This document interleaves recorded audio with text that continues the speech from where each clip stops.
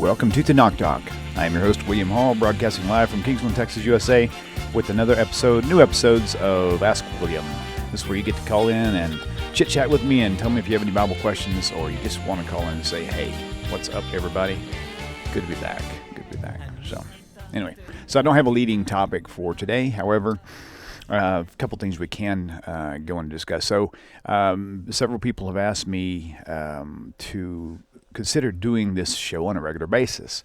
And so I'm just kind of feeling it out a little bit, because I definitely don't know near as much as the rabbis do on this stuff. But, some people, there's a lot of questions that get asked that sometimes they never make the show. Maybe this is a good format for that. I'm not really sure. So I can definitely use that as a filter for certain. Let me sign in here. We're officially signed in now to Ring Central.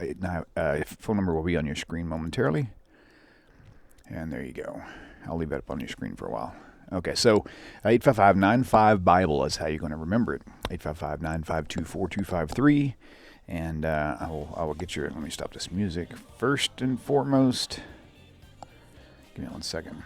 There we go. Okay, so so last week there were a lot of views for last week. So and then following up with the responses of people wanting to know if I could keep doing the show. I don't have a landing spot for it yet. I'm trying it today just because I know I've got a gap. The show slot for today, 2 p.m., is actually going to be reserved for Hebrew grammar with my friend Lon Cherry Holmes, but he's not prepared to start just yet. It may be next month or something before we get that kicked off. So anyway, so I'm going to, right now, I'm going to open up my email and see if there are any questions right off the bat there. Last week we discussed the things that I think I've labeled it, I can't believe Christians miss these New Testament verses. And there's a lot more to go over there. I also have a list, I think there was about 50 or so references from Tanakh that state that there's no such thing as a Trinity, or that Jesus, there's no way he could be divine or anything of that nature. So with that said, hey Julie, what's up, girl? And so again, no one knows this show was even supposed to be on right now, because it was once again spontaneous like the last three. But I didn't really give as much time to let people know I was going to be doing this today. So I just heard a chime in on Facebook. Let me see if there's a question or comment there. Yeah, somebody commented here. Let's see what's up. Okay. Michael Lake. Let's see what you got. Hello, Veronica. Thank you for tuning in. Now keep in mind, like I said, I probably can't answer all your questions, but if I can, I will. If I can't, then I'll pass them on to another show with another rabbi. Okay, The Path of the Righteous Gentile by Rabbi Chaim Chlorfine and Yaakov Rogalski claims that, in fact, quote unquote, there were times when a conflict over the over Mosaic and Noahide laws. Let me zoom in some. This thing is actually kind of too small to. I have to keep squinting at it. Oh, there we go. It's better. Okay, in fact, there were times when a conflict over the Mosaic and the Noahide code of law arose. The initial strife between Joseph and his brothers had to do with the difference between the Mosaic precept of keeping the dietary laws and the Noahide commandments forbidding the eating of the limb of a living animal. Is there any truth to this, as they cite Genesis 37:2 as proof text? Let's look it up and see. I have never heard that before. It doesn't mean it's not true. I know that there's a lot of different agreements and disagreements on what Noahide laws are, how they're impacting, and how they actually apply to today. So let me just look that up real fast. I'll do my best to answer you on that if I can. It was Genesis 37:2. Let's check that out. Book list. Genesis Bereshit 37:2. There we go. Okay, here we go. All right, verse 2 says, these are the generations of Jacob. Joseph, being of 7, I hope I'm in the right area, being 17 years old, was feeding the flock with his brethren, and the lad was with his son, with the sons of Bilhah, and with the sons of Zilpah, his father's wives. And Joseph brought unto his fathers their evil report. Okay, so what I heard of that wasn't, and again, I'm not disagreeing not disagreeing with what that book says, because I don't really know, but I can just tell you what I've heard.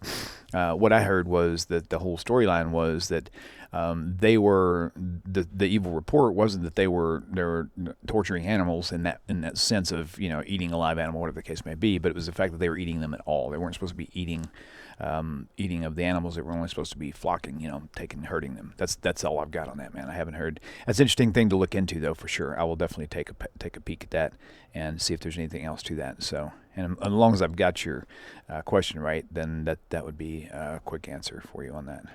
Phone lines are open, guys. If you want to call in, 855-952-4253. Okay, Brent, I'm just going to say Brent C. I don't like mispronouncing names, even by accident. Are we as Jews and Noahides under obligation to help our Christian family members to come out of idolatry, or is it fine to let them go on their own path without engaging in debates? That is a great question, and it is absolutely permissible for you to just let them be. The thing is, there's so many variables to that concept. The first one I would have to address is that a big question I used to hear from Messianics was this: if Jews are to be a light to the nation, why don't they proselytize? Why don't they go knocking on doors like Christians and telling them the good news? If they're to be a light to the nation, then why aren't they being a light to the nation? And the truth of the matter is they are being a light to the nation. But just like anybody if it's nighttime and anybody who's got a flashlight and you shine it in someone's eyes, they're not gonna like that at all. And so when you go knocking on somebody's door or giving people information they don't want, that's the same thing as taking your light and shining it directly in their eyes and blinding them by it and irritating them. And it's not going to do anybody any good. It definitely won't do them any good, because it's just going to make them angry. And it's also going to completely distort their vision for a period of time afterwards. Almost a literal manifestation of what actually happens, right? As far as that goes, also, according to halakha and Judaism, Christianity says if you reject Jesus, you're going to burn in hell forever. Well, with Judaism, it's not that way. It's not that way at all. I mean, there is going to be a time of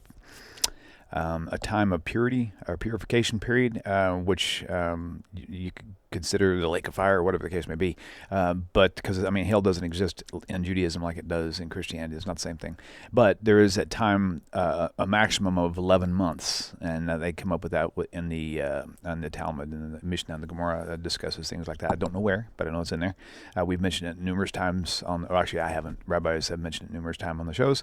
And so there's no eternal punishment for them. So I have an interesting belief on that whole thing myself, which I don't teach, but it kind of makes sense to me, and it's kind of like purifying gold, if you will. If you find a chunk of gold that's already, like, I don't know how that works, but I'm just saying 24 karat gold is supposed to be pure gold, right?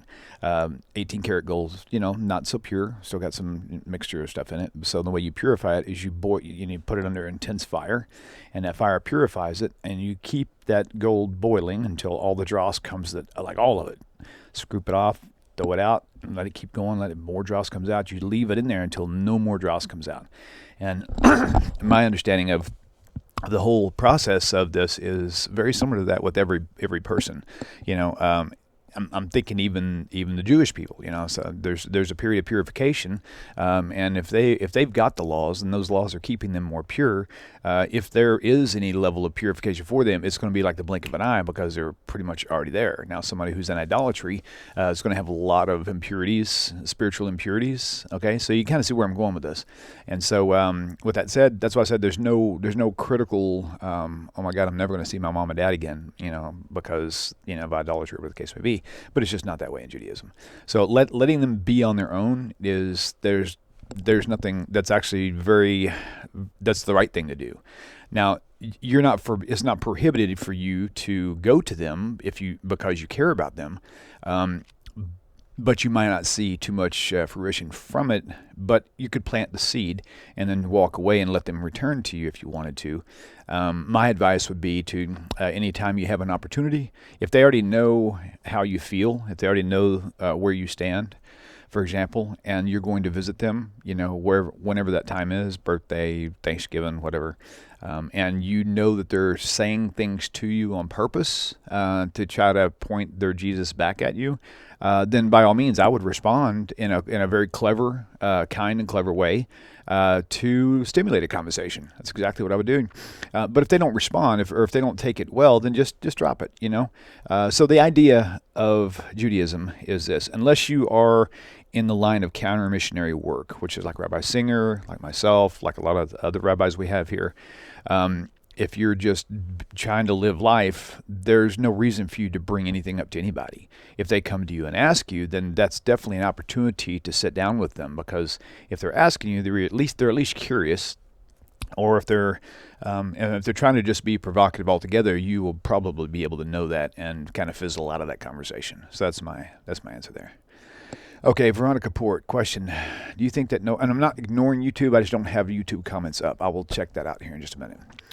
Do you think that Noahides are close to creating their own religion? Why and how? Okay, here's my point. So for those of you who don't know my stance, my perspective on things is my thought process will always side with Orthodox Judaism. I am not a convert. We may become a convert eventually, but most likely we're going to be remaining as we are. But I still side with the Orthodox view on everything. Many reasons for that. But getting to this point, do I think Noahides are close to creating their own religion? I think that there's a lot of thoughts on that, actually. I asked a rabbi one time, and I said, and I presented a scenario to the rabbi regarding a Noahide situation, and it was kind of a complicated one. I don't remember what that was. I just remember the answer was a generalized blanket covered, and it made sense to me.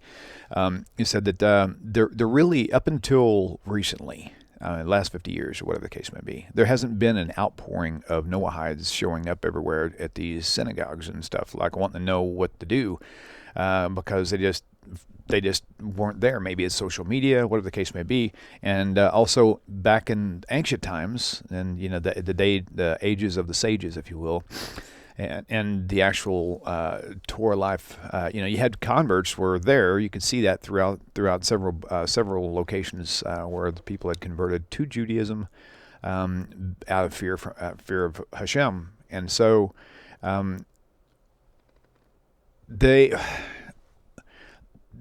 there's a lot of things written, for example, in the oral law, and it comes up in Christian arguments all the time. That they, on Christian websites, of course, not on Jewish websites, but they try to nitpick the oral law, and they begin to tell you, well, the oral law says this, and it says that, I'm gonna paraphrase. It says that that a Gentile is no better than an animal in the eyes, or whatever the case may be.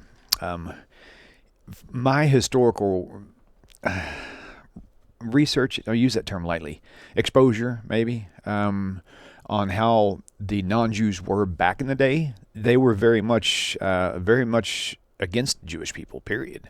Nowadays we have people coming out of Christianity, and the ones who are coming out of Christianity are very pro-Jewish. A lot of the ones who are Messianic are not pro-Jewish, even though they want to be Jewish. They criticize, and they will shun the oral law and all this other stuff.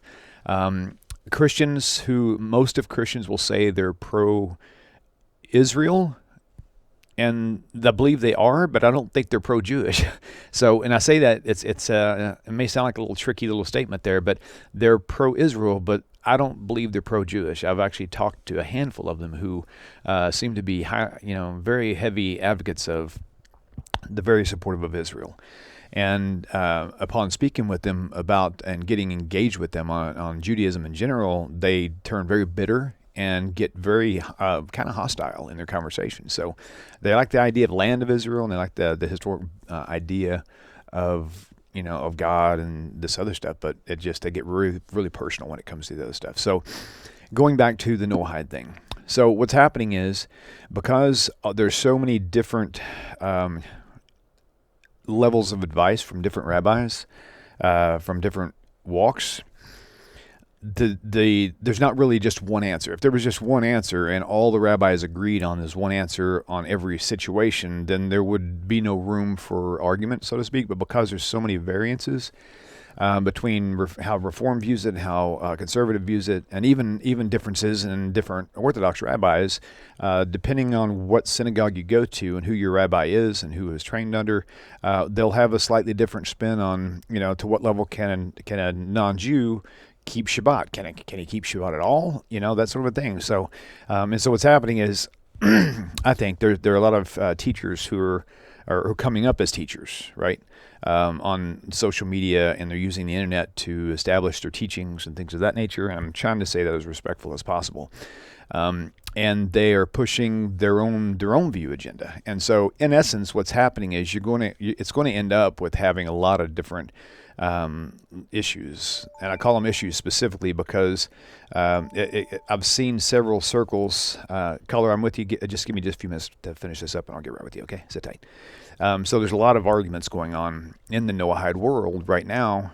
Even one of the books here, The Path of the Righteous Gentile, and then there's another book about the Ger, and several other books out there talking about it. And there's disagreements in them, and almost to the point to where the people who are doing the disagreeing are doing it bitterly to the other person, almost pointing the finger, saying, "You can't trust that guy. Trust me. You can't trust him. Trust me." I mean, I would like to see, if this was the case, personally, I would like to see all these people come together and do like they did in the oral law, in the Talmud. They got together and they had two rabbis, three opinions, right? So you had two different rabbis with two differing opinions. They sit down and they discuss, using Torah, how to come to a resolution on an agreement on one opinion.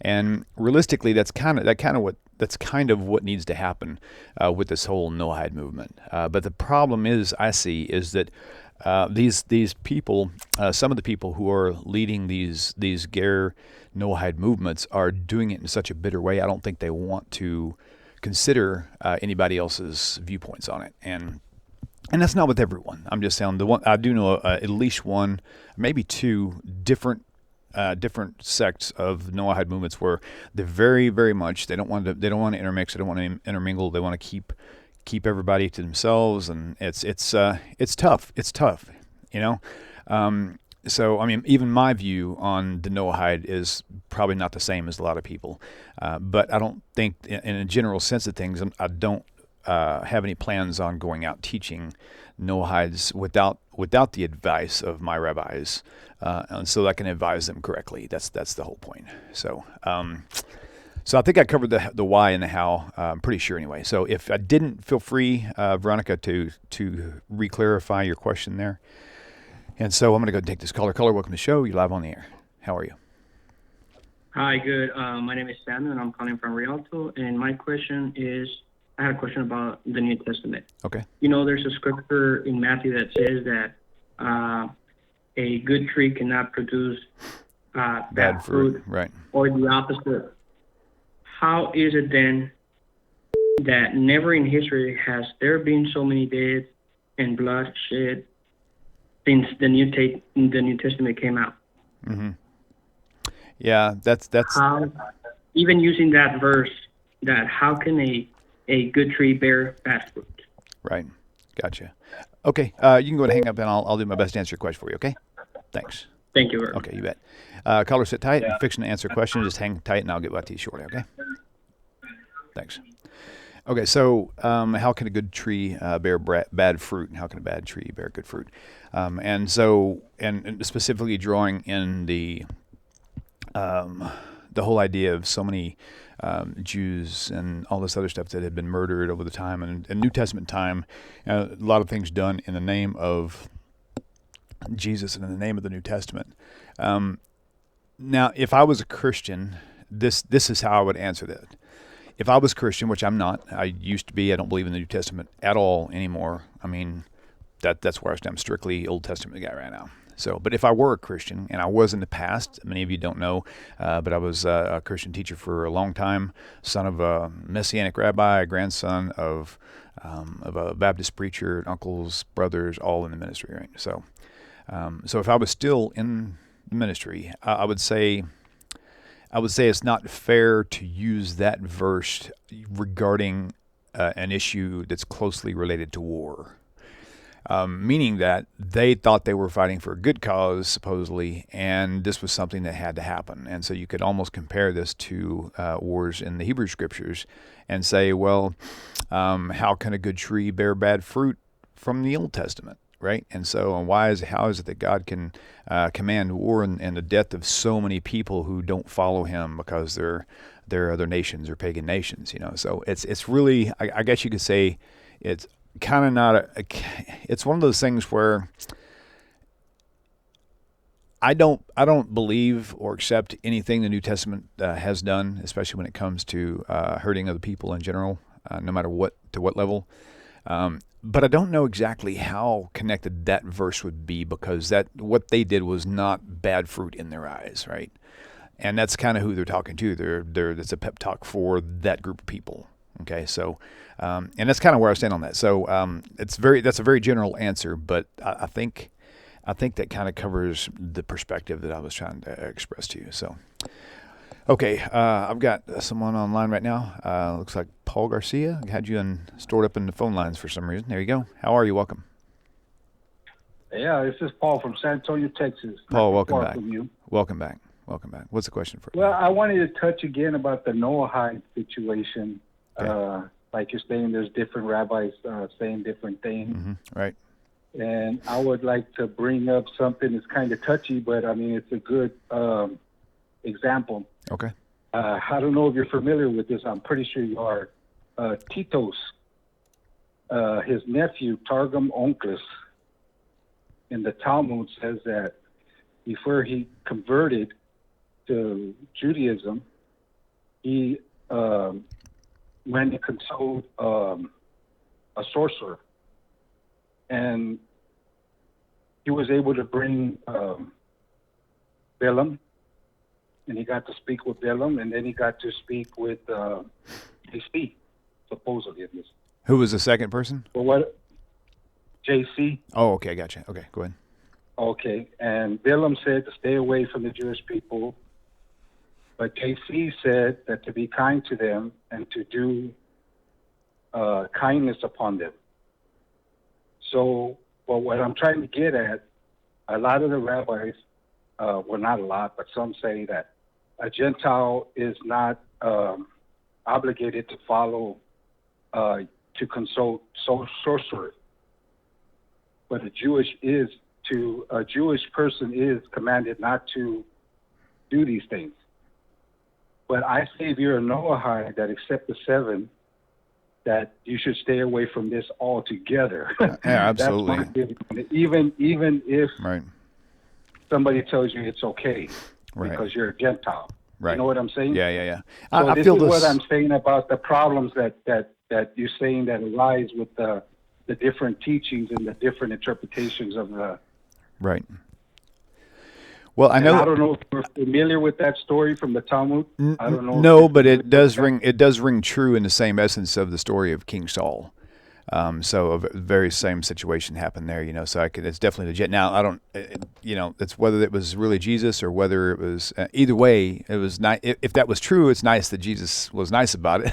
Because I mean, honestly, I don't think that the Jesus that actually lived, if in fact he did, the one they're speaking of in the New Testament, I don't think that he was at all like the New Testament portrays him, because I've just seen too many evidences against it, what you're saying would be definitely supportive of that as well, the kindness that he tried to teach and to live by. So I think that's really cool.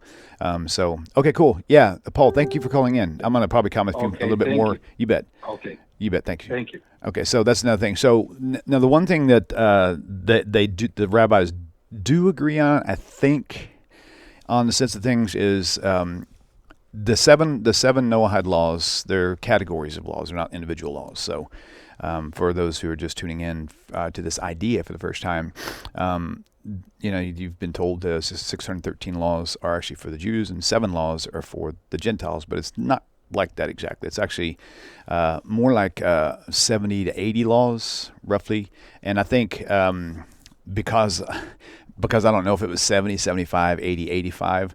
I'm thinking my confusion comes because different rabbis I've talked to, they've given me different numbers. So I think those overlapping numbers, those overlapping commandments, somehow may be in the gray area, so to speak. But all the major ones of the 70 plus are agreed upon. And most of those actually deal with things that are very obvious. And so for me, based on what Paul just mentioned, did I already get that right? Yeah. Consulting with the dead, that doesn't seem natural to me. That seems like that's like supernatural. It's like really obvious stuff. So, to me, it would be obvious you don't mess with that because it's like kind of creepy. First time I ever heard of a Ouija board, for example, my instant reaction was, oh, goodness gracious, no, that's definitely obvious. We don't go there. So I kind of see the same thing. So with that said, I think I had somebody else on the line, but they hung up. But I've got someone else holding now. So I'm going to go ahead and take this caller. Caller, welcome to the show. Please tell me who I'm speaking with. Hey, my name is Samuel. I'm from Kentucky. Welcome, Samuel. Thank you. I wanted to add a thought to what the previous guy said. Sure. About, seeking familiar spirits. It's my understanding that whenever I read the Noahide laws where he says not to commit idolatry, to believe in the one true God, the God of Abraham, Isaac, and Jacob, that seeking a familiar spirit would be a form of idolatry, as far as I understand reading through the Hebrew Bible. But anyway, those are the thoughts that I have about that. No, that's actually cool. I actually had a passing thought that was kind of in those lines. Not exactly, but kind of in those lines. And so, yeah, let's go ahead and hang up and I'll comment on that now. Okay, thanks. Appreciate your call. Yep. You bet. Okay, so my thought that was coming across at that moment was that, first of all, idolatry, from what I understand, is the worship of another god, right? Jesus, Buddha, Hindu, whatever the case may be. Whereas seeking another spirit, that would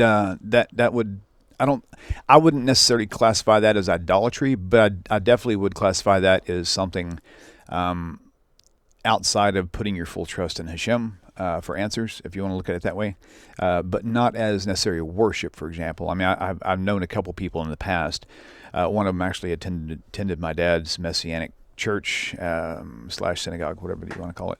And he actually told me about it. He called me on the phone and said that he actually spoke to his father who had died like 20 years earlier, and it was really an eerie thing, but he thought it was so positive. And that's just something that we don't do, seeking familiar spirits. You're right. It's something, to be a Noahide, you can't just be an atheist and still be a Noahide. Now you'll be held accountable to the Noahide laws, but you don't qualify to be as a Noahide. So to qualify to be as a Noahide, you have to believe there is only one true God, and that's it, right? And so I can see how seeking familiar spirits would be dabbling into playing around with that idea. Now, to what level?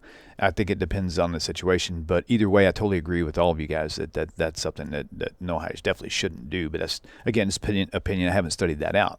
That's in fact, that's never even been brought up before. That might be a good topic for Rabbi Singer or one of the rabbis to actually tackle in greater depth than what we've just discussed. So, okay, phone lines are open again. So 855-952-4253. Let's see. Okay, so here we go. Looking for some questions here. I'm on YouTube right now. Okay, so a lot of people tuning in here. Jew who swings snakes. I'm calling you by the YouTube names, obviously, since I don't know your other names that you go by. Arabia. Who else is on here? Let's scroll on up. MW. Andrea, thank you for doing a great job. Julie, good to see you. Jules. Matthew Seitz, good friend. And so let me check on Facebook real fast. Frank Morse. Does not the Torah say there is only one law? If you follow the Torah and God of Abraham, Isaac, and Jacob, I really believe follow the same laws. Okay, so here's the thing, Frank. To be more clear on the way I'm understanding your question is this: if the Torah says that it's one law, right? And so for people say it's for the Jew and the Gentile, but the thing is, it's one law as a whole, okay? So whenever you discuss something whether it's in a court system in America or whatever, or you even see a sign that says buckle your seatbelt, obey the law, right? Or somebody says, well, you broke the law. Well, which law did you break? What's the law? What are you talking about? That's because the law means it's an encapsulation of all the laws. You violated that concept of one of these many laws, and that's what you got to deal with, right? Now, to dive into which law you broke, you've got to dive deeper. Same thing with Torah, okay? Because within the bounds of the Torah itself, you have laws for the Jew, you have laws for the Gentile, you have laws for children, you have laws for women, you have laws for priests, you have laws inside the land, laws outside the land. All of these laws are in that one law. So for a non-Jew to obey the law, the one law that God gave, that means he obeys the parts of the law that are applied to him, right? So for you men out there, it's impossible for you to keep all of the laws, because there's laws in there that belong strictly to women. So, Frank, to answer your question in short, no, but you obey the laws that actually apply to you, right? And in your situation as well. So and my point of this show too is to give you shorter answers. If you want long, detailed answers, that's where we'll trickle them off into another show. Okay, let's see.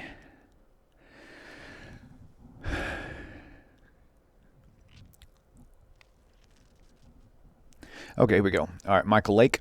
Here we go. Junior Hall's tuned in here. Let's see who else. Lou Kahn. Hey, Lou. What's up, buddy? Oh, actually, he's not in yet. He just saw my other post. He's probably going to be tuning in here for a minute. Okay, so Michael Lake says, a question. From what you've been saying, what can an ex-Christian or Christian take over of worth from the teachings of Jesus while aspiring to Torah and Noahide conformity? Was there anything you personally kept from Christianity? Okay. First of all, a lot of Christians don't get this. They don't understand that when Jesus was actually teaching in the New Testament, he wasn't teaching to the Gentiles. He was only teaching to the Jewish people. That was it, right? And so everything that Jesus... First of all, we don't know what Jesus taught. We know what the New Testament says he taught because there's red letters, and they say, well, that means Jesus spoke these things. But the issue is, the New Testament Gospels, everybody knows, well, most of y'all know already, that the Gospels were not the first writings of the New Testament. They came up about like in around the year 80 or so when they first started. Paul's writings came up first, and it was like at least 10 years in between each New Testament letter that went on. So I believe myself, seeing all the contradictions in the New Testament, if you just take all of Jesus' words, I don't necessarily believe that he did teach against the law. Now, what's written in the New Testament about what he said and what he did does show that he did do these sort of things. But I just don't believe that they did a great job of keeping track of what he actually said, if it was even his anyway. So what Jesus typically taught was conformity to the law, unless it teaches something that does contradict, and there are things in there. Like he's dealing with things about the Sabbath day, picking grain. I mean, there's different concepts there. We did a show, I can't remember which rabbi now, I think it might have been Federo, where we went into great detail on, actually it was Rabbi Moshe Shulman. I think maybe 2 shows ago, went into showing a lot of different things that Jesus taught that was very much counter Torah, right? But I think the question is, are there things that we can take from it? And I would say yes. I mean, first of all, the first thing that I learned from the New Testament growing up was the kindness and generosity, and to be that type of a person. And so, outside of that, I mean, the basic core principles of that, the action side of Christianity, I think they're pretty good. It's the deeper teachings that believing in a Messiah, and there's nothing in the Tanakh that says that when the Messiah comes, you have to believe in him or worship him. That's all Christian stuff. So that's kind of the short answer there. And I don't have a caller on. So, okay, let me look into, see if there's any more questions here. Let me switch back and forth from YouTube to Facebook. I'm going to try to keep this at an hour this time because I've got another show starting. We might go a little over depending on if there are enough questions. So, again, 855, the number's on your screen. I guess I don't have to keep repeating it. 855-952-4253. The phone line is open, so y'all can feel free to call in. All right, so I'm going to go back to YouTube real fast and see what we've got here. Okay, let's see. MW. Okay. Yep, Jew swing snake. Besides me, there is no other. That's right. Of course, the Christians blend that together. They say, well, Jesus is God, so he's not saying I'm in addition to God. But Jesus didn't even believe that, so it's one of those things that just, depending on where you read. If a Jew follows the laws, this is by Andrea, one of my moderators there on YouTube. Thank you, Andrea. You do a great job out there, by the way. If a Jew follows the law to the best of his ability, then he's a tzaddik. Not yeah, that's right. Good point. Or maybe just a Benoni. I don't know what that is. Benoni. Okay, cool. So I'm still kind of skimming here. If you guys have a specific question on YouTube, please tag me. Put the @ symbol, and then start typing TENAK, and you'll see it pop up, and click on it, and it'll tag me, so I'll be able to find your questions much easier. Okay. Okay.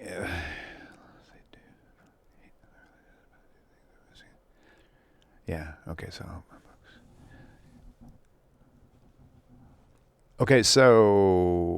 MW. So if you ordered books from Rabbi Singer, I'm guessing, how long ago did you order them? Every once in a while, I've heard that stuff gets like the information gets lost in the information itself gets lost before the books are even shipped. So very good. Those are great books. Yeah, I hope you got the 2-volume book set. That's good.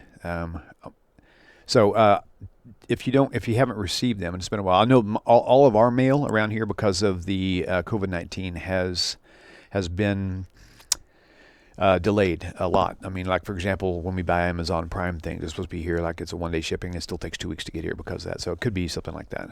Okay, let's see. I just saw something I wanted to comment on. Yeah, RBA, Jesus taught love, no hate.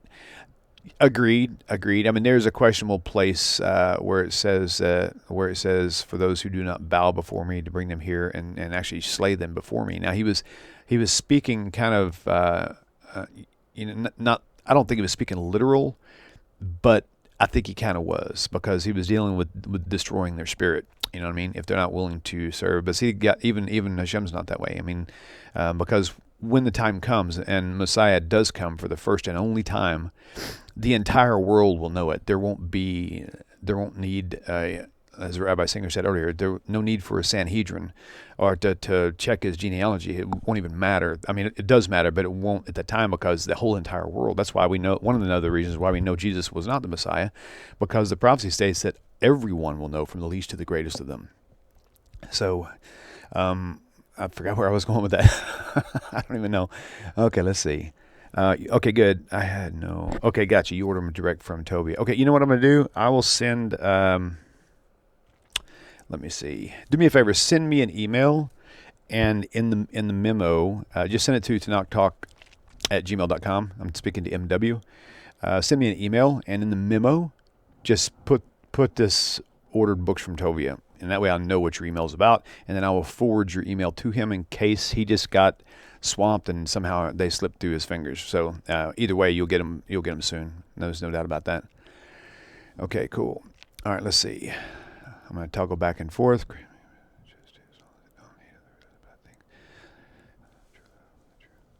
Yeah, okay, very good. I was reading, no sense in repeating everything I read there unless it's something we're going to talk about. So, okay, here we go. I don't see, let me refresh my screen and see if there's any other questions.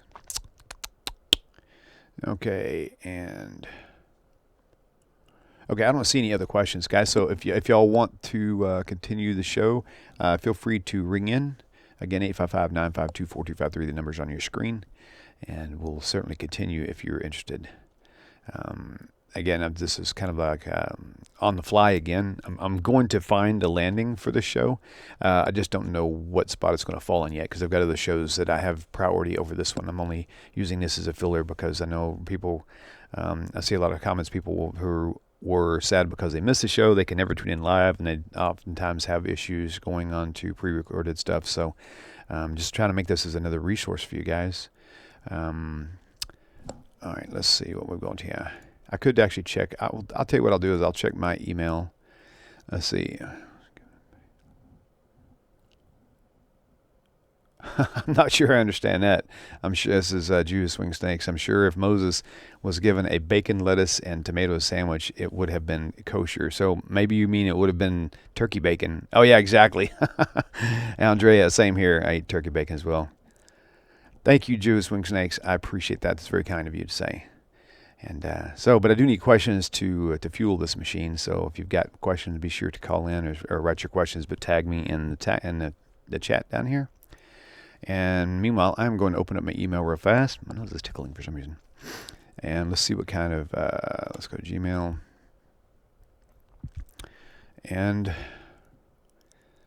let me switch to Not Talk Questions right there. And just see what's up there. Maybe there's something we can skim over. Okay.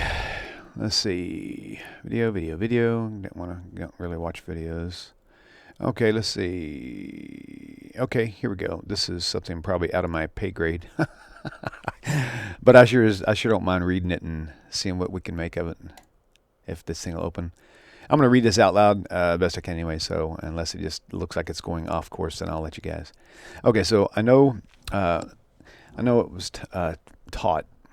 I know I was taught. Oh, okay, not it, but I know I was taught. Lot's wife turned around and turned into a pillar of salt. Why would she turn around? They escaped. Surely there were sound effects, and she could hear what was happening.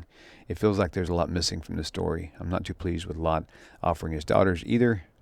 Some funny stuff going on. When you say the part I'm not sure about Lot offering his daughters, are you thinking of a different story maybe? Jephthah, who offered his daughter. That may be something that's really ringing in. But we can actually discuss both of them. Okay, so the Midrash teaches that that Lot's wife was, how do you say? I didn't get the picture that Lot's wife was so much a holy woman in the sense of things. Salt was her destiny in this case because there was a story in the Midrash, and I can't remember the details, but it had to do with salt, and salt was a very precious commodity to them for the sake of preserving meats and all these other things. And I've got to go back and reread the story now because I don't quite remember. But why would she turn around? That's the key, and I think that's the level of curiosity. I think that for a person who, like Lot, for example, Lot didn't turn around. She's the only one who turned around. Lot had just had the encounter with the angels, right, before leaving Gomorrah. And it's like having this God experience to him was very much fresh on his mind. And there's a lot of interesting midrash that goes around with Lot as well, leading up to that moment, right? But in this case, the question is asked on regards to why would Lot's wife turn around? And so from the secular side of things, sound effects are not, scary noises are not, people's curiosities get piqued. And unless you've got something greater driving you to stick with the rules, that curiosity is going to get the best of you. There's probably a lot of doubt in her mind why turning around is not going to cause anything. I want to know what's going on. I want to see this for myself, right? So, maybe she didn't trust Lot. Maybe she didn't trust the whole idea was even really legitimate, and sound effects are not. So I would say it was her curiosity and her lack of having the Creator like really instilled in her heart and mind. That would be my number one guess on that. So. Okay, let me check. I'm going to keep going back and forth. Give me a second. Looking for more questions. Okay, righteous non-Jew. Actually, we've been talking about that a lot already, but let me see if there's something else here. And, okay, let's see. Nope, that's not it either. Okay, so I'm going to toggle back here, and I'll probably will go ahead and cut this show short because there's not a lot of activity going on, but it'll be good stuff for people to go back and tune into. I'll try to put bullets in the bottom, quick links to each question so you can jump right to them like I do on the other videos. So, have you tried beef bacon? Yes, Lorene, that is delicious as well. Turkey bacon is also very good. Well, let's take this color. That's good. I like colors. Color, you're live on the air. Who am I speaking with? Oh, this is Alexander. Shalom. How are you doing? I'm doing well. Shalom to you as well. How can I help you today? Hey, I wasn't sure what the discussion was about. I just kind of tuned in, but I just had a question. Sure. Um, as a Noahide, if Moses gave the covenant on Mount Sinai, why is the mosque on the temple now? If he didn't have, if he's not the final prophet, and you didn't have the right covenant, why do they have the, why do they like have control of the mount? Right, gotcha. Okay, that's a good question. We actually have discussed this. It's been a long time, though. Rabbi Tobias Singer discussed this in great detail about 2 years ago. I'll see if I can find that video, and if I can, let me see. Are you and I connected on Facebook by chance? Possibly. Okay, send me a friend request if we're not, and if we are or not, send me a message on Facebook Messenger with that request, and I'm going to try to track that video down and send that to you. So Okay, because I've looked around. It's just not really, because I know that they're not idolaters. right. But if Moses gave the final covenant, then why would there be other prophets? That was just my hope. But if you could, I'll definitely message you. Thank you. Okay, sure, no problem. Thanks. Later. Bye. Okay, yes, that's a good question. We have discussed. I don't remember what the answers were that he gave. A lot of the shows that I have with Rabbi Singer and all the other rabbis, I'm preoccupied most of the time doing the production part of it because there's a lot going on in the studio. So while I'm doing one thing, I'm tuned out of something else to try to get caught up. So I will find out, and if not, what we'll do is I'll create a new topic regarding that. In fact, if you want to do this instead, why don't you call in the person I just spoke with? I don't know how to pull up the number, but the person I just got the phone, Alexander. Why don't you call in the show and after the show, not right now because I won't recognize your number anyway. So, and I'll probably answer it. But after the show, I'll log off the phones, call in, leave your name and where you're calling from, and then state that same question, and I'll pass that. It'll be easier to get to Rabbi Singer and to have him address that for you. Okay. So, okay, let's see what we got here. Let me refresh the screen. I don't know if Facebook refreshes along the way or not. So, and I think it does because I don't see any changes here. Okay, Janice Hart. Lot did offer his daughters to the men. Oh, okay, Janice, thank you. I was thinking of a different type of offering, like death, like Jephthah's daughter. Yeah, I see what you mean. Okay, thanks for pointing that out. It's totally went right past my head whenever you said that the first time. Okay, so yeah, from Janice Hart. So Lot did offer his daughters to the men who were beating his door down and demanding him that his guest angels had come to visit. Okay, so there's several things I think about that, but the main one on if I was to justify Lot, first of all, the implication that you see, they didn't want the daughters, right? They wanted the men. Okay. The sodomy aspect was so high, and I think Lot knew that. I think he knew. Even if I knew that, there's no way I would offer my daughters either. I think it was really a demented way of dealing with a stressful situation in any sense of the form. But if it was really that bad, then he probably knew that there were homosexual males out there, and they wouldn't want to have anything to do with them. And if that was the case, maybe he was using it as just a time delay to kind of give them more time to do whatever. And then, of course, they struck him with blindness and stuff. So yeah, so he's definitely demented on that actual decision of doing so. It's very, very misled in my humble opinion. So yeah, thanks for clarifying that. Okay, if I want to check, so what would you? I'm looking here now. Oh, what do I think about Genesis 5:1? Okay, could you be more specific, Fred, please, if you don't mind? Okay, Andrea says it was not a homosexual thing with them. It was a power thing. That's a good point. Yeah, I never even considered that. That's really a good point there. Yeah, a power struggle, trying to get rid of the men coming in because they were very much domineering and dogmatic on who they had where. And I think the only reason Lot even had his position out at the gate, of course, is because he was a very, very wealthy person, and that gave him some status. But being AKA Hollywood, right? That's funny. So okay, I'm scrolling back up now to see, and I don't see any more questions. So guys, I think that's going to be a wrap for today. And I'll, if you guys have any specific questions that you would like me to address directly on this show, then when you send me an email to knocktalkquestions@gmail.com, specify what show you would like to have the topics answered on, and we'll try to approach it that way. Most people don't care. They just want to hear the answers.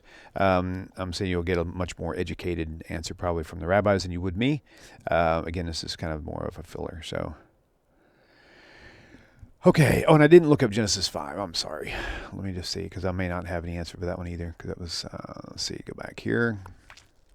Book list, chapter 5, Bereshit. Okay.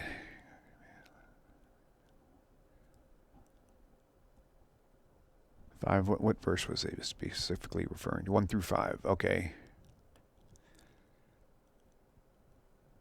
Okay, so we know the first account, it talked about Cain and Abel. This is a second account, and it refers to the other two children, Seth and Enosh, I believe it was. Right? Yeah. Anyway, so one of them was a like a zoomed out. This is my view. Is one of them was a really far zoomed out view. It's like if you take a map on Google Maps and if you zoom out on your city and you zoom out, but not far enough to where you can see the border of your state. If you just glance at all the crossroads and all the spider webbing of roads, you won't really necessarily know where you're at, but you kind of get an idea because the highlighted cities will be there, right? But if you really wanted to see where the streets are in the city, you got to zoom way, way, way, way in, and you can find the actual graph of where the streets are, what names they are, and things like that. And I believe that the first one was a real generalized recollection or a generalized view of the creation, and now it's zoomed in and it's going to focus in on a major point. That's what I think this the Genesis 5 kicks in at. So. Thank you, Andrea. Yes, I believe it's going to be weekly. This is technically the second or third week. Actually, this is the third show, I think. The first show I did, and it was a lot of fun, plenty of views, a lot of questions, a lot of good information. But then I skipped a couple weeks because I wasn't sure if I wanted to do this regularly or not. And then the second show I did was last week, and that one went really well. There's about 2,500 views on that one from last week. And plus not a lot, but a handful of requests asking me to continue this format. So I probably am, Andrea. I'm just going to try to find I'm going to try to find a good time to fill in this spot. I'm trying to reserve for Hebrew grammar with another teacher, a good friend of mine from who was in Israel for many years. He's back in Dallas now, but he teaches Hebrew as well. He's going to teach it on a grammar standpoint rather than the higher end or the more more educated side. It'll be more elementary basis. So, and then so it still could be today sometime on Sundays, but it might be on Mondays. I haven't found that sweet spot yet. So, but yeah, I'm going to try to do this every week. Thank you very much, Andrea. And let's see.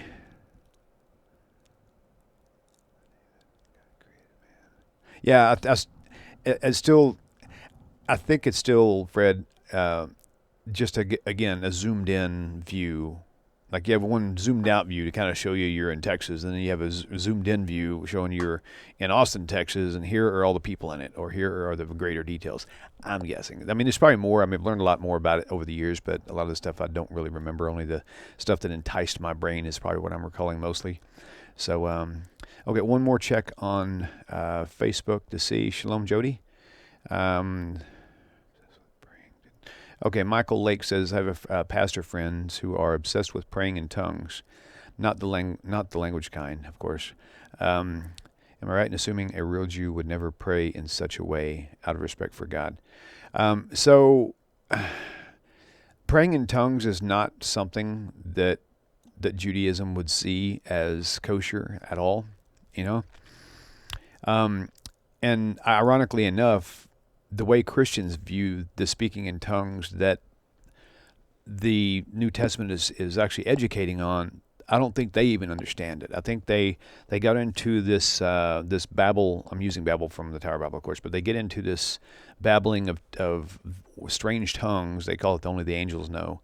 But if you read the context of how the rules for speaking in tongues were, I believe it was in Corinthians, one of the Corinthians, it says no one should speak in tongues unless there's an interpreter. Well, how do you know that there's an interpreter? unless there's a specific language you're speaking. You know, if that's the case. So if you're Spanish and you know that there's someone who understands Spanish there, then don't speak in another language, because it doesn't edify anybody, because they don't know what the heck you're saying. And so I think they've tried to take the speaking in tongues thing that the New Testament was projecting and try to turn it into something super spiritual, to where it's not something anybody can understand unless you've been gifted with the hearing of the Holy Spirit. So so I definitely agree. We spoke about this with Rabbi Skobach, I believe, on one of the New Testament shows that we have. If you go into, actually, you know what? Hold on, I'm gonna look something up for you right now. I just thought I could do this for you, and let me see if I can pull this up on screen once I do, because I'm gonna show you guys a little trick. If you're unaware of this, this is something that you will appreciate.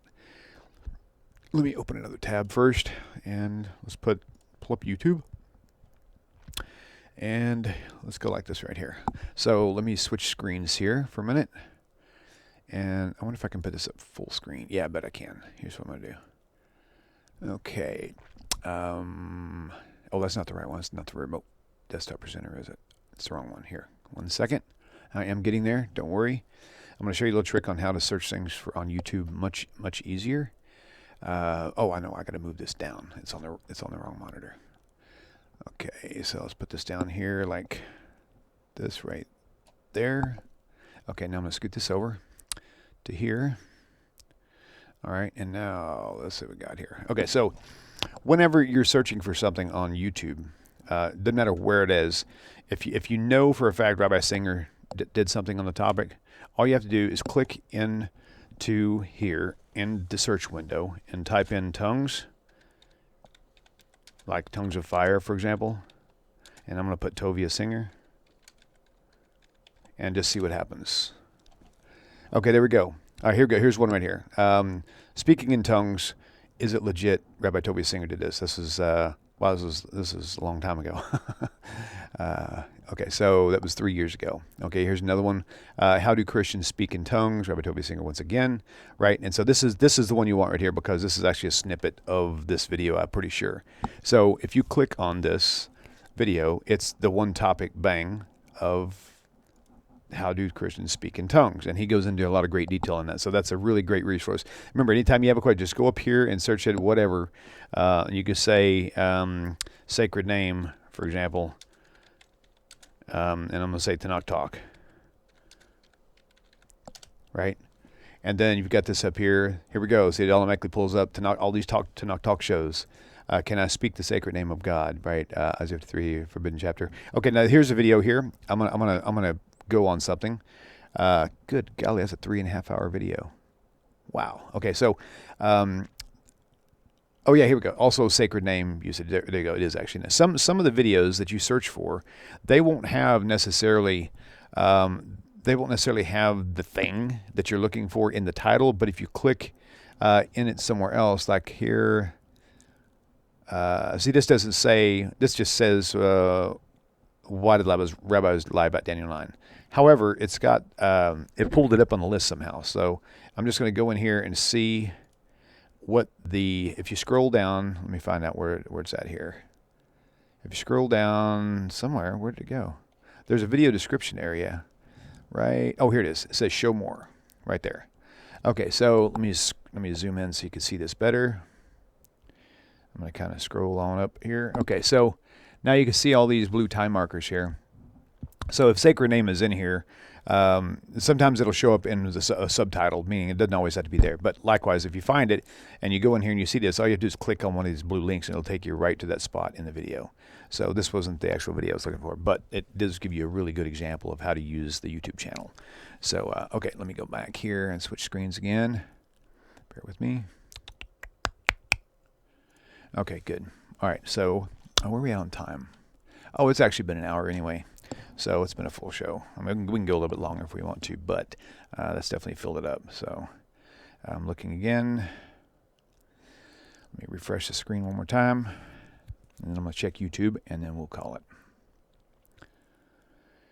Thank you, Michael Lake. Appreciate that. Jody, thank you as well.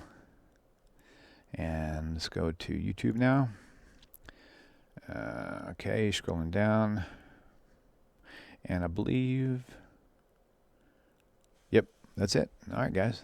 I think I'm going to make sure this is going to be the end of the show for now. So appreciate all you guys and calling in and everything. And yeah, so I'll try to do this every week. Once I find that specific time frame, then it will definitely be locked in. I'll be doing this every week from then on. So, but right now I'm just trying to find a filler. I might be using this time slot for the next 2 or 3 weeks until the Hebrew class starts.